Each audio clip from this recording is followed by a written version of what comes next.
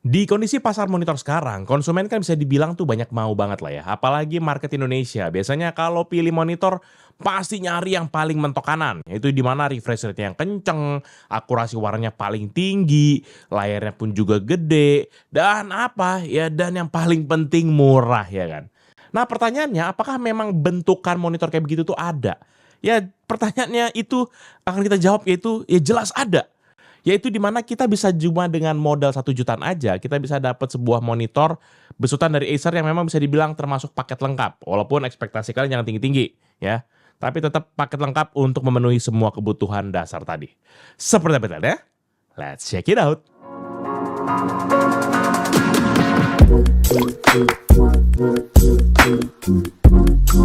Halo guys, balik lagi bersama Pichel dan kali ini Pichel akan kembali nge-review sebuah monitor dari Acer yang memiliki nama Acer SA273P1. Nah, seperti biasa Pichel akan memberikan informasi mengenai monitor ini sesuai dengan spec sheet yang Pichel dapatkan. Ditambah juga yang pasti lah ya, kita testing serta pendapat pribadi Pichel setelah menggunakan monitor ini selama beberapa waktu. Jadi tanpa berlama-lama langsung kita masuk aja ke bagian desain.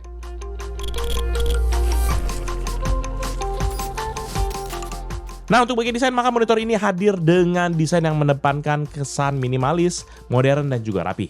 Secara tampilan, monitor ini tuh fokus kepada estetika yang bersih. Materialnya didominasi oleh plastik polikarbonat berkualitas dengan finishing glitter kulit jeruk. Begitu juga dengan stand-nya, di mana dia menggunakan bahan yang sama. Nah, meskipun secara keseluruhan monitor ini tuh didominasi sama bahan plastik, tapi Pichel sih ngelihatnya ini masih oke banget ya. Nggak ada yang kayak, oh plastik murahan. Enggak guys, itu cuma di mindset kalian. Itu semua tergantung mindset guys. Sebagai contoh, waktu Pichel pasang monitornya kepada stand, maka feel-nya tuh udah firm banget ya. Jadi nggak kerasa kayak agak oglek-oglek atau gimana, nggak ada. Cuma kalau memang kita yang tipikal yang nggak suka pakai stand atau pengen setup mejanya lebih clean, nggak usah khawatir karena Acer juga udah nyediain VESA mount dengan ukuran 100 x 100 mm. Nah, buat menyesuaikan akan peletakan posisi monitor, maka kita juga harus cek juga nih dimensinya. Dan secara dimensi, maka monitor ini memiliki dimensi di 36 x 62 cm jika ini cuma layarnya doang. Dan kalau udah kita gabung sama stand, maka dimensinya jadi 47,5 x 62 cm. Sementara untuk perkara ketebalannya, terdapat 3 ukuran, di mana yang paling tipis yaitu 7,2 mm, tepatnya di bagian atas dari monitor. Dan ukuran yang paling tebal monitornya di bagian area bawah, tempat panel utamanya, di mana di area ini ketebalannya tuh berada di angka 4,5 cm. Sementara kalau misalnya kita tambahin semua dengan kaki-kaki dan juga mountingnya, kalau tebal keseluruhan, maka mulai dari titik paling depan monitor sampai titik paling belakang dari standnya, maka totalnya ada di 23 cm. Jadi masih tergolong ringkas dan juga nggak terlalu makan tempat. Apalagi ada beberapa meja kan yang rata-rata mungkin 60 gitu ya. Maka 23 cm tuh bahkan belum makan setengah dari meja kita. Jadi masih aman banget.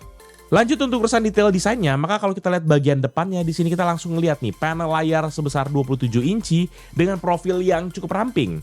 Yang dimana bezelnya pun juga sudah mengadopsi konsep yang namanya zero frame. Jadi bezel kiri, kanan, dan juga atas tuh dibuat setipis mungkin di angka 0,5 mm. Desain bezel ini bukan cuma sekedar soal estetika doang, tapi yang bikin fokus kepada konten tuh jadi lebih maksimal. Ruang kerja kita pun juga jadi lebih besar. Ini sangat-sangat berguna terutama kalau kita pakai untuk kerja, nonton, maupun juga untuk yang suka gaming ringan. Karena distraksi visual dari frame layar tuh kan bisa ditekan dengan sangat minim sehingga kita lebih fokus kepada kontennya dibandingin, ini kok bezelnya tebel banget sih gitu kan. Sementara untuk bezel bagian bawah itu nanti dibuat sedikit agak lebih tebal, yaitu sekitar 2 cm, yang memang difungsikan sebagai area branding Acer. Sekaligus memberikan kesan proporsi yang seimbang dan juga tetap kokoh secara visual. Selain branding Acer, ada juga sih nanti LED indikator di bagian sini.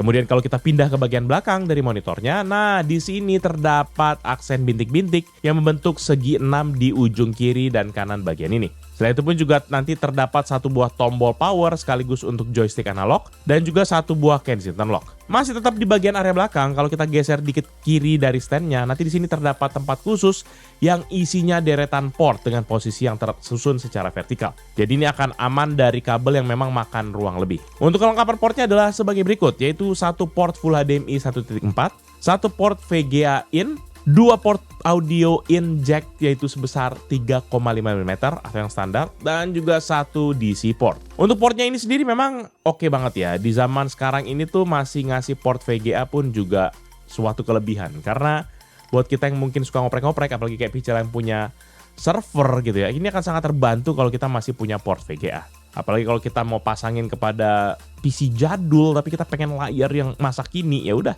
bisa kok. Dan mumpung kita lagi ngomongin port, maka sekalian Pichel mau ngasih info sedikit. Yang dimana pada paket penjualan pun juga kita udah dapet 1 unit monitornya, 1 adapter power sebesar 36 watt sepanjang 150 cm, 1 kabel HDMI full 1.4 sepanjang 150 cm, dan juga 1 kabel audio 3,5 mm kepada 3,5 mm sepanjang 150 cm, 1 user manual dan juga 1 warranty book. Dan gak ketinggalan juga di sini ada kartu garansi. Jadi ya memang bisa dibilang ini tergolong banyak lah ya kelengkapannya. Coba yang memang paling di sini kita nggak dapat kabel VGA aja ya. Masih untung ada port VGA-nya, tapi nggak usah komplain lah. Nah, sementara kalau buat teman-teman yang mungkin menanyakan kenapa ini port HDMI-nya cuma 1.4, teman-teman nggak usah khawatir karena memang secara spek layar dari monitor Acer ini pun juga sudah mumpuni cuma lewat dari port full HDMI 1.4. Jadi nggak usah khawatir kayak, kan sekarang kan bang udah HDMI 2.0. Nggak usah mubazir. 1.4 aja HDMI-nya sudah lebih dari cukup untuk kebutuhan bandwidth-nya. Nanti kita akan jelasin lebih lanjut di bagian fitur. Nah, balik lagi bahas bagian desain. Nah, kalau kita lihat di area samping-samping dan juga atas, bisa dibilang ini sih polosan aja. Sedangkan di bagian bawahnya terdapat lubang speaker. Jadi aman ya guys buat yang nanya speakernya ada atau enggak. Ya jelas ada nih built-in speakernya. Nanti Pichel bakal tes juga. Sabar. Kemudian kita bahas monitornya, sekarang kita bakal bedah untuk standnya. Dimana produk ini tuh dibekali stand yang secara fitur tuh nggak yang gimana-gimana. Cuma bisa tilt down maksimal di 7 derajat dan juga tilt up maksimal di 39 derajat. Sisanya nggak bisa kita setting kayak height adjustment dan juga nggak bisa swivel juga. Tapi kan teman-teman nggak usah khawatir. Kalau buat kita yang mungkin sudah punya kayak apa ya, monitor stand yang memang sudah di clamping ke meja, yang bisa diatur-atur gitu ya kan, itu akan sangat memudahkan. Jadi kita nggak usah, ya walaupun standnya agak-agak masih basic, tapi kita masih bisa atur gitu kan kalau kita udah punya monitor yang stand yang punya sendiri gitu. Meskipun begitu memang stand bawaannya ini kalau kita lihat secara detail memang terdapat cable management clip. Jadi ini sangat membantu sekali untuk kita yang mungkin nggak suka kabel-kabelnya berantakan. Lalu di antara kaki dan juga alasnya itu juga nanti bisa kita copot pasang. Sehingga ini akan sangat memudahkan sekali kalau cable management ini hadir buat kita yang nggak suka berantakan lah di meja kita. Dan kalau kita lihat di bagian alasnya nanti juga dibikin bolong-bolong kotak-kotak nih biar anti slip gitu dan nggak gampang geser kalau kita taruh di atas meja kita. Walaupun memang di urusan stand bisa dibilang kurang fleksibel, tapi ini memang di bagian ini Acer merhatiin banget ya buat kerapihan, mulai dari kabel, anti slipnya, bahkan sampai mikirin kalau kita lagi mau nyimpen monitornya pun juga gimana. Jadi bravo lah Acer, ini nggak cuma sekedar kayak ini produk udah deh rilis gitu ya.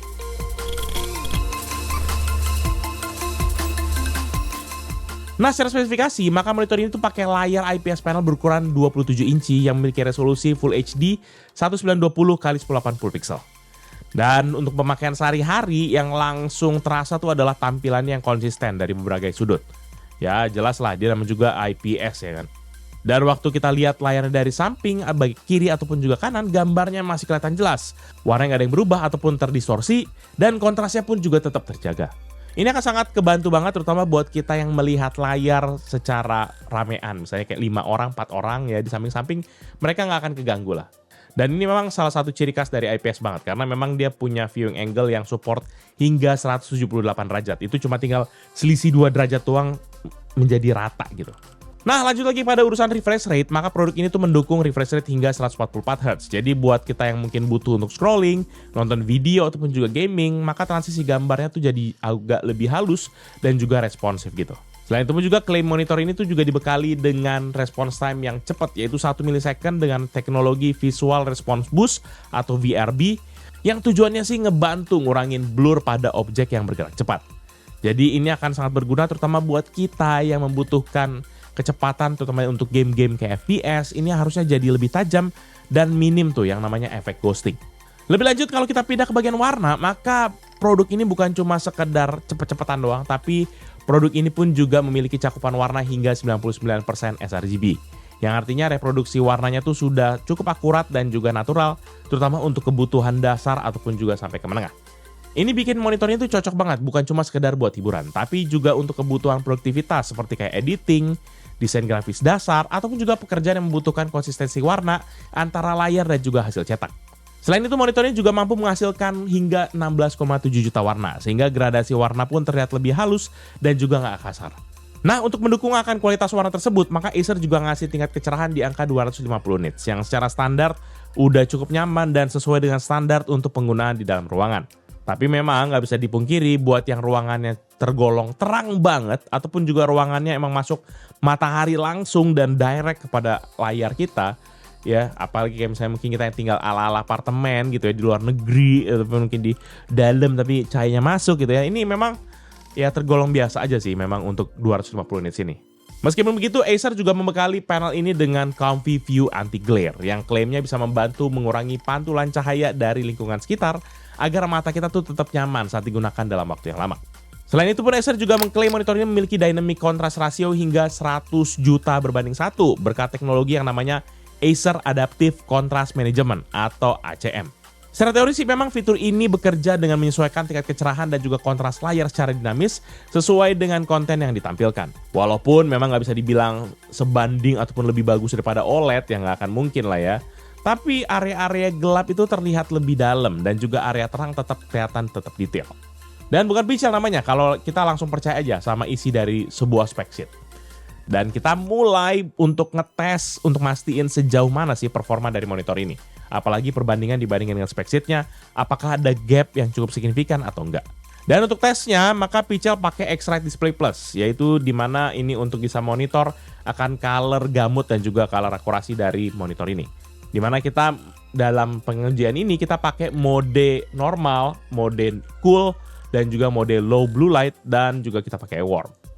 Lalu untuk brightness-nya sendiri kita udah langsung mentokin sampai ke 100% pada masing-masing modenya.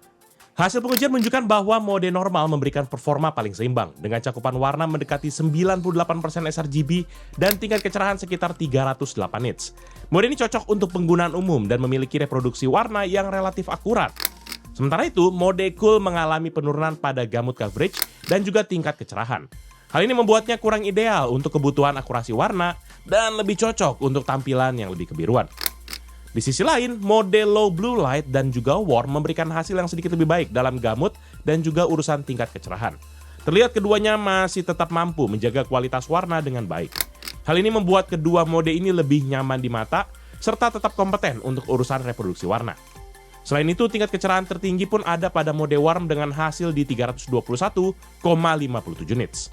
Dan gak cuma sampai di situ aja, karena Pichel juga ngecek gimana sih kontras rasio dari produk ini. Dimana Pichel coba setting ACM-nya tadi, kita turn on atau kita nyalakan. Dan juga brightness kita buat mentok di 100%, kontras di 50, dan juga black boost di angka 5. Dan hasilnya untuk kontras rasionya sendiri berada di angka 1251 berbanding 1. Ya memang nggak bisa dipungkiri, kalau dilihat dari klaimnya ini memang jauh ya. Tapi terlepas dari itu, untuk angka kontras rasio segini tuh memang di layar IPS panel tuh udah tergolong cukup bagus. Nah mungkin sampai sini teman-teman pada banyak nanya nih. Bang, itu tuh banyak banget sih modenya, settingannya tuh gimana sih bang? Kayak gue bingung nih gitu kan. Nah jadi guys, untuk settingan monitor ini tuh bisa kita akses lewat tombol analog di bagian belakang. Jadi kalian bisa setting tuh kayak mode, warna, source, input, suara, dan juga performance-nya itu sendiri. Jadi memang mudah banget sebenarnya aksesnya. Pichel nggak perlu terlalu jelasin dalam-dalam banget lah. Dan setelah tadi kita udah bahas ngomongin soal warna, color coverage segala macam, maka untuk monitor tuh kayaknya kurang greget kalau kita nggak bahas juga untuk refresh rate-nya. Dan untuk ngelihat gimana kondisi secara real time, maka langsung Pichel tes pakai UFO test. Dan sebelum tes di sini, monitornya bakal Pichel tes pada 3 mode, di mana ketiga mode tersebut yaitu mode overdrive off, mode normal, dan juga untuk yang mode ekstrim. Dan pada waktu kita melakukan pengetesan untuk ngelihat refresh rate-nya, maka refresh rate-nya sendiri terbaca stabil di 144 Hz dengan frame rate juga yang berjalan stabil di 143 fps. Cuma perbedaannya paling hasil motion trail-nya, karena di mode normal pergerakan UFO-nya tuh terlihat paling seimbang. Objeknya bisa melaju dengan mulus tanpa adanya UFO yang tertinggal ataupun kayak shadow gitu ya. Bayangan ganda itu juga tergolong minim dan trackingnya mata kita tuh terasa lebih natural.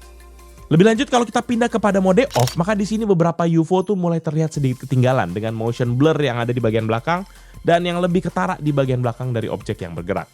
Sementara di mode ekstrim, meskipun respons terlihat lebih agresif, justru muncul efek yang overshoot. Ini bikin beberapa UFO tuh tampak tidak sinkron dan juga terkesan agak sedikit tertinggal secara visual karena ada artefak ghosting di bagian belakangnya. Dan dari hasil ini, maka bisa disimpulkan kalau mode normal adalah setting paling aman dan menurut Pichel paling konsisten buat pemakaian harian maupun juga untuk gaming.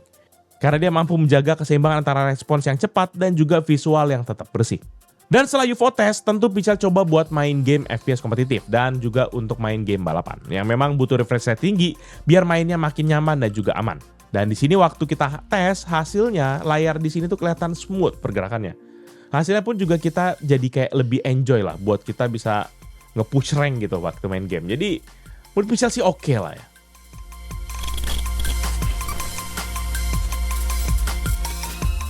Nah, selanjutnya kita pindah ke bagian perihal power, di mana monitor ini dibekali dengan universal voltage yang support mulai dari 100 volt sampai kepada 240 volt. Dan untuk voltase listrik Indonesia sendiri kan ada di angka 220 sampai 230 volt. Jadi ya bisa dibilang cocok lah ya, masuk banget lah berada di rentangnya. Daya listrik yang dipakai sini juga memang tergolong lumayan kecil. Di mana di sini Pical coba langsung cek daya listrik yang digunakan pada 3 mode menggunakan kWh meter. Hasilnya di mode pertama yaitu overdrive off, maka konsumsi dayanya tuh paling irit banget. Dimana cuma pindah di angka 22 sampai 23 watt aja. Dan pas waktu kita pindah kepada mode kedua yaitu overdrive normal, di sini ternyata nggak ada peningkatan daya yang signifikan. Masih benar-benar sama berada di rentang 22 sampai 23 watt. Lalu untuk mode yang terakhir yaitu overdrive extreme, di mana ini mode yang konsumsinya paling jauh dan paling tinggi, tapi itu pun juga nggak jauh-jauh amat ya, karena konsumsi dayanya cuma di angka 23 sampai 24 watt doang. Jadi ya cincai lah. Dan oleh karena itu menurut Pical teman-teman gak usah khawatir kalau misalnya kita pakai, karena ini jelas tidak akan membuat listrik di rumah kita ngejeglek lah, ataupun juga mungkin kayak aduh nanti bayar listriknya mahal banget itu gimana-gimana. Nggak usah khawatir, nggak usah khawatir.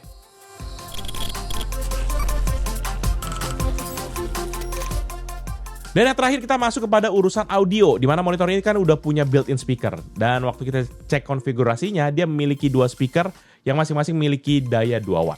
Penempatan speaker yang menghadap ke bawah ini itu sebenarnya membuat kualitas audionya tuh jadi kayak agak mendem, karena mantul dulu ke permukaan meja sebelum sampai kepada telinga kita. Tapi di sisi lain, pendekatan ini paling punya nilai plus juga, di mana suara jadi berasa lebih halus dan nggak terlalu rusuk lah. Sehingga masih nyaman buat dipakai nonton ataupun juga sekedar jadi background audio. Sedangkan untuk suaranya bisa dikatakan tergolong standar lah, dimana di volume kecil dia udah kedengeran tapi kurang berasa. Dan waktu kita naikin ke volume 50%, ini tuh udah mulai ke arah yang pas lah di kuping kita. Dan waktu kita cek full sampai ke volume 100%, maka ini masih tergolong aman dan juga memang suara-suaranya nggak ada yang pecah. Ya kalau bisa bilang karakter suara dari speaker ini lebih ke arah kayak ngebass. Jadi karena low-nya tuh kebanyakan agak mendem ya memang guys. Tapi ya apa yang kalian harapkan dari sebuah speaker monitor sih? Agak berbunyi aja tuh udah syukur gitu kan. Dan juga untuk mid-nya ini tergolong standar aja, dan juga treble-nya juga ada yang kurang lah. Tapi udah kehitung oke sebenarnya buat speaker monitor. Lagi-lagi Pical harus bilang set ekspektasi kalian. Dan lebih lanjut untuk urusan speakernya, waktu kita tes di volume full 100%, maka monitor ini tuh punya rata-rata suara di 79,9 desibel dan bahkan bisa menyentuh maksimum hingga ke 85,6 desibel. Dan buat teman-teman yang penasaran, berikut ini bisa coba tunjukin hasil suaranya. Check this out.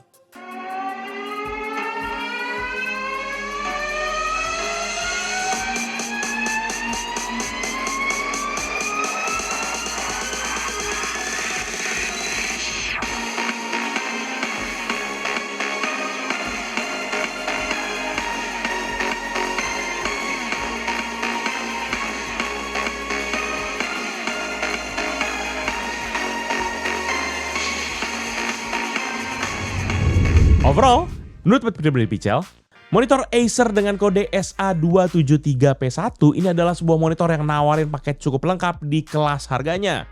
Kelebihannya ada di panel layar yang punya ukuran besar banget, yaitu 27 inci dan punya sudut pandang yang luas. Ya, ini berkat karena ada IPS-nya.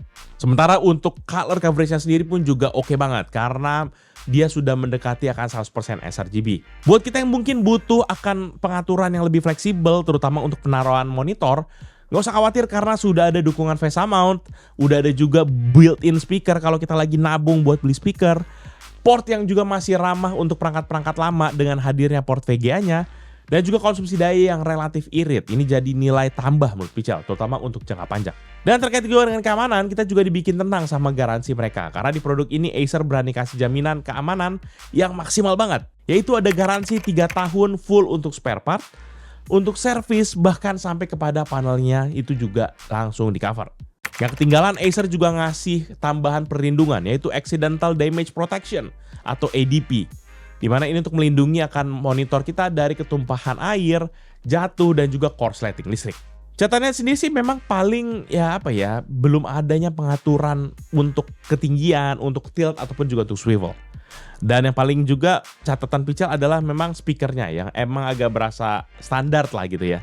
Tapi sebenarnya hal ini memang bisa diakalin karena kalau kita mau ganti single arm stand-nya dan juga perkara audio, ini juga gampang banget karena paling gampang lah, kita mau colokin ke speaker juga bisa, mau yang untuk kita pakai yang VESA mount-nya tadi juga bisa gitu. Jadi benar-benar kita dikasih opsi yang sangat-sangat besar banget. Sehingga menurut Pichel monitor ini jelas cocok untuk buat kita para pelajar, para mahasiswa, pekerja kantoran yang memang nggak mau keluarin duit yang terlalu banyak, konten kreator, juga konten consumer, sampai kepada gamer casual.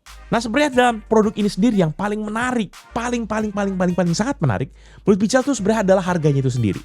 Karena pada waktu video ini Pichel buat, itu produk ini tuh dibanderol di harga 1,6 juta rupiah saja.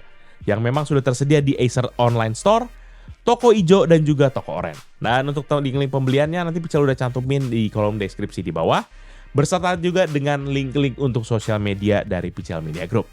Jangan lupa juga untuk like dan juga share video ini, plus kunjungi juga sosial media dan juga channel kita yang lain, yaitu Pichel Main Game yang bahas game konsol, PMG Fam siapa aktif HPL serta keluarga, dan juga Pichel Toys Time yang bahas soal mainan. Jangan lupa teman-teman pada subscribe ya. Jadi itu video kali ini. Thank you guys for watching. I'll see you in the next video. Bye-bye. Jika tidak sadar, monitor ini kita pakai di belakang, ya kan? Mantap sih. Ya, lagi pula kalian siapa sih yang 1, sekian juta kalian mau expect? Wah bang, panelnya masa cuma 144 Hz doang sih bang? Kenapa sih nggak 500, 600 Hz gitu kan? Nah itu Anda ngimpi namanya. Ini udah paling best of the best of your money lah ya gitu ya. Mantap.